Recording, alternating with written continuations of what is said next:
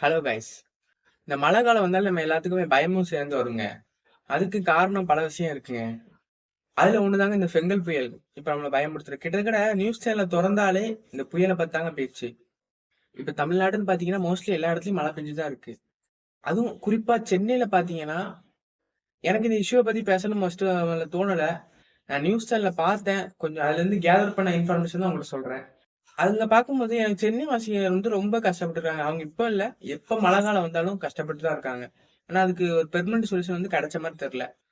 இப்ப புயலா வேற வருதுட்ட. மத்த புயல்னா நீங்க கரெக்டா சொல்லலாம். ஒரு நாள் 2 நாள் டைம் குடுக்கலாம். பட் இந்த புயலுக்கு வந்து கிட்ட 1 வீக் வரைக்குமே டைம் குடுத்துருக்காங்க. அதோட இம்பாக்ட் இருக்கும். இதுக்கப்புறம் அதுலருந்து இந்த புயலுக்கு அப்புறம் மீண்டு வர்றதுக்கு வேற கொஞ்ச நாள் ஆகும். அப்ப நீங்க எவ்வளவு டேஸ் ஆகும் நீங்களே யோசிச்சு பாத்துக்கோங்க. இன்னும் நிறைய விஷயம் தெரிஞ்சுக்கணும்னா இந்த வீடியோவை ஸ்கிப் பண்ணாம மட்டும் ஃபுல்லா பாருங்க. உங்க சப்போர்ட்டை கொடுங்க மறக்காம. நடந்த இந்த ஃபெங்கல் புயல் உருவானனால நான் சென்னையில எனக்கு இருக்க ஃப்ரெண்ட்ஸ் அண்ட் ஃபேமிலிட்ட ஃபோன் பண்ணி கேட்டேன். அவங்க வந்து அவங்க சைட்ல எங்க சைட்ல ஒரு இம்பாக்டும் இல்லை அப்படின்னாங்க. சரி, ஓகே, சந்தோஷம் தான். அவங்க கரெக்டா இருக்கணும். நீங்களும் சென்னை மக்களுக்காண்டி ப்ரேயர் பண்ணிக்கோங்க. மழை டைம்ல நிறைய ஆபத்தும் நடக்க வாய்ப்பு இருக்கு. அதுல இருந்து சேஃப்டியாவும் இருக்குன்னு இந்த வீடியோ மூலியமா சொல்லிக்கிறேன். மோஸ்ட்லி நம்ம இந்த மாதிரி இஷ்யூவை பத்தி ரொம்ப ரேரா தாங்க பேசுவோம். இன்னைக்கு பேசியிருக்கோம்னா அது காரணம் வந்து சென்னை மக்கள் படுற கஷ்டத்தினாலையும் நியூஸ் சேனல்ல பார்த்தேங்க. எனக்கே கொஞ்சம் கஷ்டமா இருந்துச்சுங்க. ஏன்னா எல்லா புயல்லையும் அவங்க இவ்வளவு கஷ்டப்பட்டு தான் இருக்காங்க. எல்லா மழை வந்தாலும் வீட்டுல வெள்ளம், வீட்டுக்குள்ள தண்ணி வருது. அவங்க சுத்தி இருக்கிற இடத்துல வெள்ளம் அந்த மாதிரி தாங்க இருக்கு. இப்ப நான் இருக்கிறது ராமநாதபுரங்க. அங்கேயே வந்து 1 வீக்கா மழை தான். அவ்வளவு மழை. ராம்நாட்ல மழையே பெய்யாதுன்னு நிறைய பேர் சொல்லுவீங்க. பெஞ்சா அது பேய் மழை பெஞ்சிட்டு அடுத்த நாள் அப்படியே ஆப்போசிட்டா இருக்கு. சின்ன சின்ன தூறல் தூறலா. அதனாலே பாதி வேலை இப்ப மழை காலம் வந்தாலே நம்மளால பாதி வேலை பார்க்க முடியாது. இப்போ இந்த வீடியோ நம்ம வேற லைன்ல கொண்டு போயிட்டு இருக்கோம்னு நினைக்கிறேன். சரி, நான் டாபிக் குள்ள வரேன் ஃபர்ஸ்ட். இது வந்து எங்க கரையை கடக்கணும்னு பாத்தீங்கன்னா புதுச்சேரியில தாங்க கரையை கடக்குது. ஆனா நீங்க என்னைக்காவது யோசிச்சிருக்கீங்களா? எதுக்கு இந்த புயல்லாம் உருவாகுது? எதுக்கு இந்த மாதிரி பேரழிவுலாம் வருது? அந்த மாதிரி அந்த மாதிரி ஏன் இது எதுக்கு அப்படின்னு யோசிச்சிருக்கீங்களா? அப்படி தெரிஞ்சுக்கணும்னா இந்த வீடியோக்கு ஒரே ஒரு லைக்கை மட்டும் பண்ணுங்க. அதிகமான லைக்ஸ் வந்தா எதுக்கு புயல் உருவாகுது, எதுக்கு இந்த மாதிரி இயற்கை அழிவுலாம் ஏற்படுதுன்னு சொல்லி டீட்டெயிலா ஒரு வீடியோ போடுறேன். அதுக்கு உங்க சப்போர்ட் வேணுங்க. அதே மாதிரி சென்னையில பாத்தீங்கன்னா மோஸ்ட் ஆஃப் டிரான்ஸ்போர்ட் வந்து கேன்சல் பண்ணிட்டாங்க. எலக்ட்ரிக் ட்ரெயின் அதை கேன்சல் பண்ணிருக்காங்க. ட்ரெயின் எல்லாம் கேன்சல் பண்ணாலும் சரி, பஸ்ஸும் கேன்சல் பண்ணிருப்பாங்க. இதனால லோக்கல்ல இருக்கவங்க ரொம்பவே கஷ்டப்பட்டு இருப்பாங்க. ஒரு இடத்துல இருந்து ஏன்னா சென்னை எவ்வளவு பெரிய ஊர்னு தெரியும். எல்லா இடத்துக்கும் நம்ம போயிட்டு இருக்க முடியாது. நடந்து போக முடியாது. இல்ல வண்டி டிரான்ஸ்போர்ட் பயன்படுத்தணும்னா இந்த பப்ளிக் டிரான்ஸ்போர்ட் பயன்படுத்துவாங்க. கொஞ்சம் வேகமா பேசுறணும். இந்த மாதிரி பப்ளிக் டிரான்ஸ்போர்ட் பயன்படுத்துறப்போ அவங்களுக்கு ஒரு இடத்துல இருந்து ஒரு இடத்துக்கு போக முடியல. இப்போ இதோட இம்பாக்ட் வந்து முடிஞ்சதுக்கு அப்புறம் இருக்கும் எனக்கு தெரிஞ்சு. இதோட இந்த சைக்ளோன் முடிஞ்சதோட போகாது. அதோட இம்பாக்ட் இன்னும் ஒரு 1 மந்த் கிட்டவே இருக்கிறோம். ஏன்னா உடனே ஒரு இதுல இருந்து வெளில வந்துட முடியாது. இப்ப நீங்க யோசிச்சு பாருங்களேன். இயற்கையில என்ன எதுக்கு இப்படி நடக்குன்னு நம்மளால கணிக்க முடியாது. எப்போ என்ன நடக்கணும் இருக்கிற அந்த கொஞ்ச காலத்துல நம்ம யாருக்குமே கஷ்டப்படுத்தாம யாருக்கும் கெடுதல் நினைக்காம வாழ்ந்துட்டு போயிட்டா பிரச்சனையே இல்லைங்க. இந்த வீடியோல வந்து நம்ம சென்னை மக்களுக்காண்டி ப்ரேயர் பண்ணிக்குவோம். அண்ட் மத்த டிஸ்ட்ரிக்ட்லயும் நம்ம டிஸ்ட்ரிக்ட்லயும் சரி, மழை வந்தா கொஞ்சம் ப்ரிகாஷனா இருப்போம். அதுக்கு என்னென்ன முன் நடவடிக்கையோ அதை எடுப்போம். தண்ணி நம்மளை சுத்தி இருக்கும். ஆனா வெயில் காலத்துல ஒரு சொட்டு தண்ணிக்காண்டி நம்ம அலைய வேண்டி இருக்கும். பட் இப்பவுமே அதுக்கு ஆக்ஷன் எடுத்தாதாங்க முடியும். எனக்கும் சேர்த்தா, நானும் உங்களுக்கும் சேர்த்தா.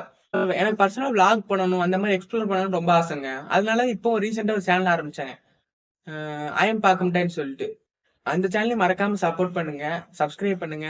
அது vlogல கொஞ்சம் நல்லா இருக்குங்க. என்னைய பார்த்து டீட்டெயிலா சொல்ற மாதிரி இருக்கும். நான் என்னென்ன டெய்லி ரொட்டீன் அதெல்லாம் பண்றேன். அது சூப்பரா இருக்குங்க. அதனால அதுக்கு கன்ஃபார்மா உங்க சப்போர்ட் கொடுப்பீங்கன்னு நினைக்கிறேன். இந்த வீடியோக்கு ஒரு 100 லைக்ஸ் கொண்டு வாங்க. நெக்ஸ்ட் சொன்ன மாதிரி தானா டிசாஸ்டர் ஏன் நடக்குது, எர்த்குவேக் ஏன் வருது, இந்த மாதிரி சுனாமி ஏன் வருதுன்னு சொல்லிட்டு ரொம்ப இன்ட்ரெஸ்டிங்கா, அதாவது இந்த டைம்ல தான் வந்து நம்ம இதெல்லாம் பேசுவோம், ஞாபகம் இருக்கும் நமக்கு.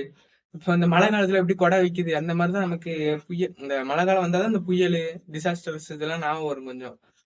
அவ்வளவுதாங்க. இந்த வீடியோ ரொம்ப லென்த்தா போகுதுன்னு நினைக்கிறேன். இதோட முடிச்சுக்கலாம். இந்த வீடியோ பத்தி உங்களோட தாட்ஸை மறக்காம கமெண்ட்ல சொல்லுங்க. உங்களுக்கு என்ன தோணுதோ சொல்லுங்க, அதுக்கு நான் ரிப்ளை பண்றேன். நெக்ஸ்ட் வீடியோ இதோட சூப்பரா இருக்கும்.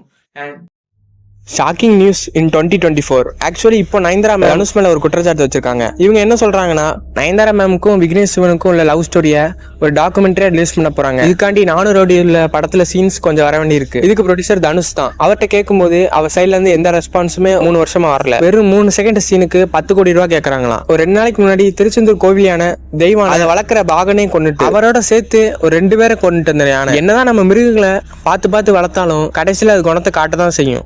2024 நடந்த நெஞ்ச பதபதைக்க விஷயங்கள். ஆக்சுவலி திருப்பதின்னு சொன்னாலே நம்ம எல்லாத்துக்கும் லட்டு தான் நான் வரும். இப்ப திருப்பதி லட்டுல நெய்க்கு பதிலா பன்னி கொழுப்பையும் மாட்டு கொழுப்பையும் கலக்குறாங்களா. இதுக்கு அபிஷியலா ஸ்டேட்மெண்ட் ரிலீஸ் பண்ணிருக்காங்க. மக்கள் நமக்கு மைண்ட் வாய்ஸ் இந்த காலத்துல யாரும் நம்புறதே தெரியல. தமிழகத்துல துணை முதலமைச்சர் யாருன்னு பெரும்பாடா போயிட்டு இருக்குங்களே. அதை பார்த்து ரஜினிகாந்த் கேட்கும் போது அவர் ஒரே பதில சொன்னது, அரசியலை பத்தி என்கிட்ட கேட்காதீங்க. உங்க தலையை வெடிக்க வைக்கிற சம்பவங்கள். ரீசெண்டா கொல்கத்தால நைட் டைம் டியூட்டி போன டாக்டரை ரேப் பண்ணி கொண்டிருக்காங்க. இந்தியாவோட பேரை கெடுக்கிறதுக்கு இவங்கள மாதிரி ஆளுங்களே போதும் போல. கிட்டத்தட்ட 45 அடி வரை ஒரு சப்பரத்தை செஞ்சு அதை ரோட்ல விட்டுருக்காங்க. அது விபத்துனால சரிஞ்சிருச்சு. இந்த விஷயத்த பத்திலாம் என்ன நினைக்கிறீங்க? கமெண்ட்ல சொல்லுங்க. 2024 நடந்துட்டு இருக்கிற ஷாக்கிங்கான விஷயங்கள். பிட்காயினோட பிரைஸ் கரெக்டா நவம்பர் 22ஆம் தேதி 85 லட்சத்துக்கு போச்சு. பிட்காயின் இந்த வருஷத்தோட ஆல் டைம் ஹைல தொட்டு. இப்போ தமிழ்நாடு கவர்மெண்ட் மோஸ்ட் ஆஃப் பிளாஸ்டிக்கை தடை பண்ணிட்டாங்க. பட் இன்னுமே நிறைய இடத்துல பிளாஸ்டிக் இருக்க தான் செய்யுது, யூஸ் பண்ணிட்டு தான் இருக்காங்க. ஆல்டர்னேட்டா ஏதாவது வந்தா நல்லா இருக்கும். பிளாஸ்டிக் பேனை பத்தி நீங்க என்ன நினைக்கிறீங்க? கமெண்ட்ல சொல்லுங்க. IPL ஏலத்துல சூரியவன்ஷின்னு ஒரு 13 வயசு பையனை 1.25 கோடிக்கு ஏலம் எடுத்திருக்காங்க ராஜஸ்தான் ராயல்ஸ். நம்மளால நம்பி 10 ரூபா கூட தர மாட்டாங்க இந்த காலத்துல. காய்ஸ், இந்த வீடியோ நம்ம என்ன பார்க்க போறோம்னா, தளபதி விஜய் நடத்தின மாநாடை பத்தி தாங்க பார்க்க போறோம். இது வரைக்கும் இன்டைரக்டா பொலிட்டிக்கல் பார்ட்டியை அட்டாக் பண்ணிட்டு இருந்த இவர் இப்போ டைரக்டாவே பேச ஆரம்பிச்சிட்டாங்க. அந்த மாநாட்டிலே ஒரு ஹைலைட் ஆனது விஜய் சாரோட ரேம்ப் வாக்குங்க.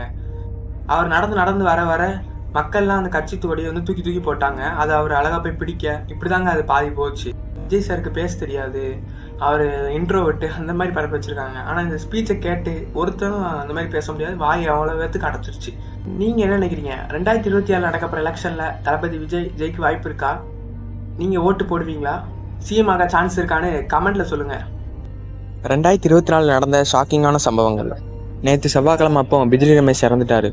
ரொம்ப நாளாவே இவருக்கு உடம்பு சரியில்லாமல் இருந்திருக்கு. என்னதான் இவர் குடிப்பாருன்னு சொன்னாலும் எனக்கு பிஜிலி ரமேஷோட காமெடி ரொம்பவே பிடிக்கும். கிறிஸ்டியானோ ரொனால்டோவை நமக்கு தெரியாத ஆளே இருக்க மாட்டோம். இவர் யூடியூப் சேனல் ஆரம்பிச்சாரு. 24 மணி நேரத்தில் 2 கோடி சப்ஸ்கிரைபர் அடிச்சிருக்காரு. யூடியூபருக்கு தான் ஒரு சப்ஸ்கிரைபர் வாங்குறது எவ்வளோ கஷ்டம்னு தெரியும். மறக்காம நம்ம சேனலை சப்ஸ்கிரைப் பண்ணிடுங்க.